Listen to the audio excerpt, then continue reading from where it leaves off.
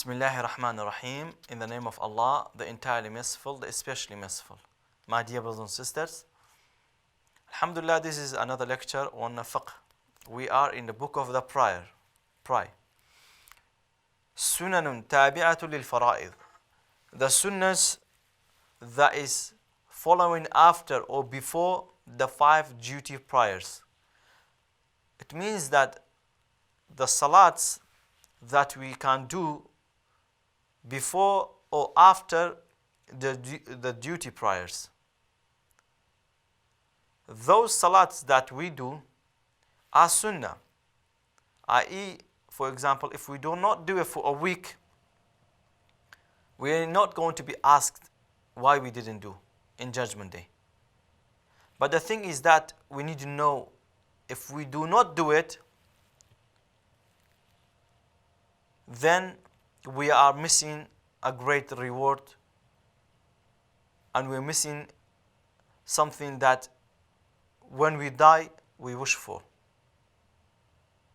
When we die, we know how great it is. So that's why we should and must try to do this salawat, even we are not going to be asked in the Judgment Day. But it's going to be of great reward for you in Judgment Day, and it's going to be a great loan that you're going to be asking in the Judgment Day. Because in Judgment Day, you ask every person for a good deed. So why shall we ask when we know we can get some of those great reward in the Judgment Day? So that's why we should utmost best try to do those sunans that we're going to be mentioning them. السنن التابع للفرائض والسنن التابع للفرائض 17 ركعة. The sunans are after or before the salawat, the 5 prayers, are 17 ركعة. 17 ركعة. ركعتان الفجر are either 2 salat that we do, the 2 rak'ah that we do, the nafil that we do before Fajr. وأربعة قبل الظهر, and also 4 rak'at before Dhuhr. وركعتان بعدها, and 2 rak'ah afterward, after الظهر. وأربعة قبل العصر, and 4 prayers, 4 rak'ah before Asr. وركعتان بعد المغرب, and 2 after the Maghrib. نعم وثلاث بعد العشاء يوتر بواحد منهن, and 3 rak'ah. The 3 rak'ah after Isha, you do 2 rak'ah, then you do salam, and then you do 1 alone, and that is wutr, i.e. the wutr prayer after Isha.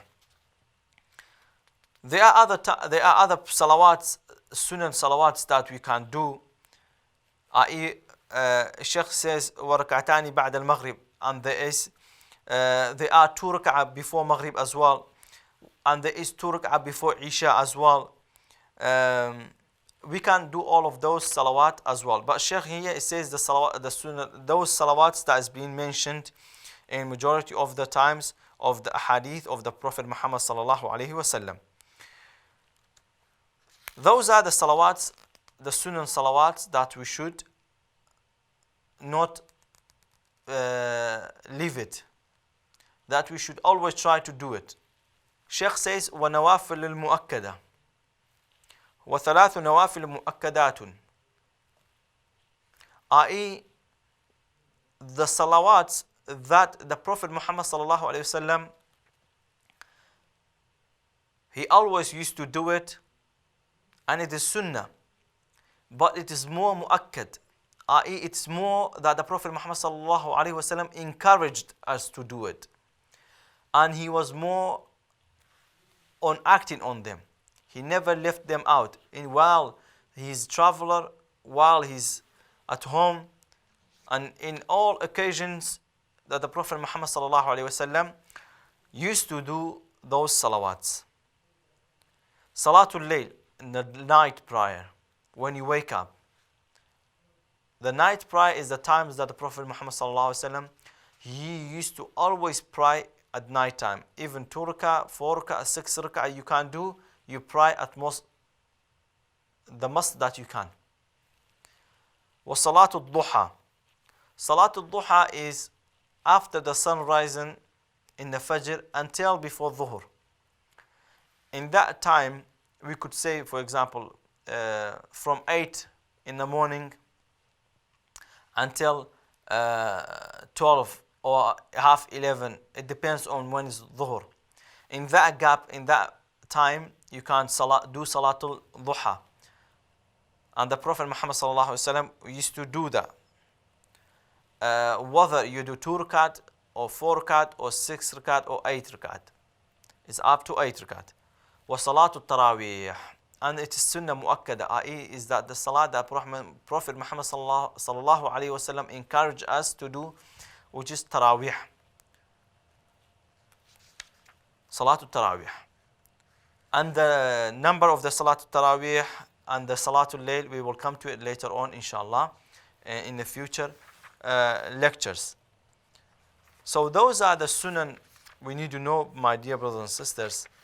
Those are the sunan salawat al-masnuna, the sunnah prayers, and the sunnah prayers after every duty prayers, and the salawats that the Prophet Muhammad sallallahu alaihi wasallam, he used to always pray and not left them out. Sunnah muakkada.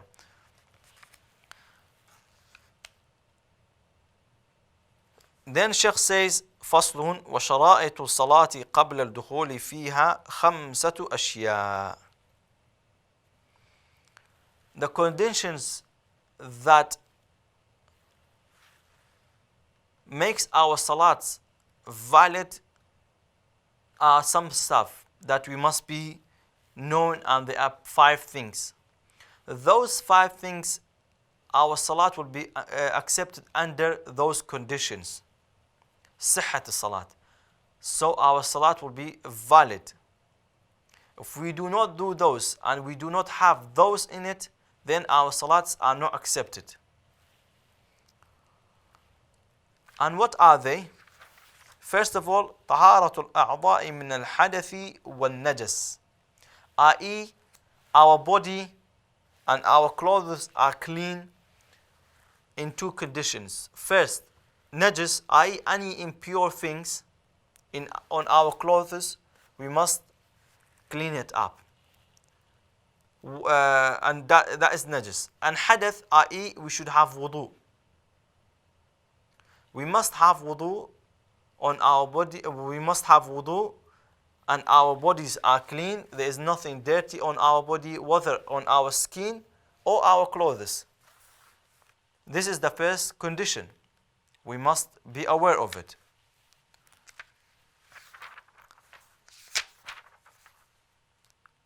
And وَسَتْرُ الْعَوْرَةِ بِلِبَاسٍ طَاهِرٍ. And the second thing is that our body should be covered, especially our private parts, from the belly button until the knee. And extended little bit down is more better. And that should and must be covered. This is the second condition. If we pray and our body is not covered, then our salats are not valid and is not accepted. وَالْوُقُوفُ عَلَى مَكَانٍ طَاهِرٍ. And standing on a clean place. Where we pray, it should be clean. It should be clean. وَالْعِلْمُ بِدُخُولِ الْوَقْتِ. And also we should and we must make sure that the salat, the time has entered. We should not pray before the time. وَالْإِسْتِقْبَالُ الْقِبْلَةِ. And facing toward the Qibla, i.e. toward the Kaaba. Facing toward the Kaaba.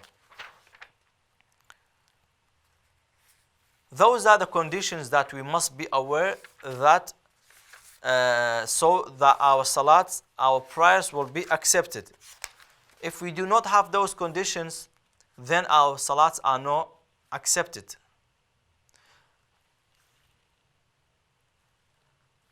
And we need to be aware that it is different between the condition that our salats are valid as different than wujub al-salat. Before we said Islam and aql and bulugh. Those things that we mentioned in previously, those are that makes the salat duty on you. When you're Muslim and you're growing up and you are not mental illnesses, then the salats are duty on you. Now, when the salats are on duty on you, you make sure you have these steps so your salats are accepted. Your body is clean. Your praying on somewhere is clean. You cover your body, and also the salat is entered.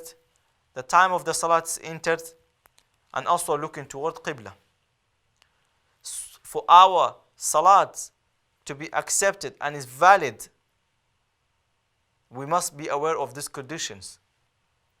Some brothers, their clothes are dirty. No, your salat is not accepted because you're wearing dirty clothes. You must clean your clothes, then your salat is accepted. And also, some brothers, they don't care about looking toward Qibla. They just pray. They don't care, are we looking toward Qibla or we are not? No. The only time that is allowed to not face toward the Qibla, which we will come to in the future, is in the salawat al-nafila, and those are for udhur. Is the sunan, salawat the sunnah, and because you have excuse, and it is sunnah prayer, and not fard. For the fard, no. You must face toward the Qibla. If you're in an airplane, if you're in a car, and you have to know that on the cars, you can't stop. The plane, yes, there are different occasions, and some planes, they are Qibla direction, they put it that you know you facing toward Qibla, where is the Qibla, especially like Saudi airline, they show where is the Qibla side. You must try utmost best to face toward the Qibla. And also some brothers, they do not care about the timing. They just pray. They don't look that the salat is the time is entered or not. Because if the time is not entered, then you cannot pray. If you pray and the time has not entered, then you have to again do the salat. You have to repeat the salat. Because you prayed and the salat is not entered, i.e. as you have not prayed. So that's why we must be aware of this. The shurut al-sihhat al-salat, the conditions that your salats are valid, is very important for us.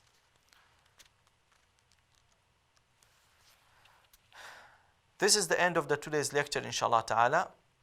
We will come back with another lecture بإذن الله تعالى. هذا والله أعلم وصلى الله على سيدنا محمد.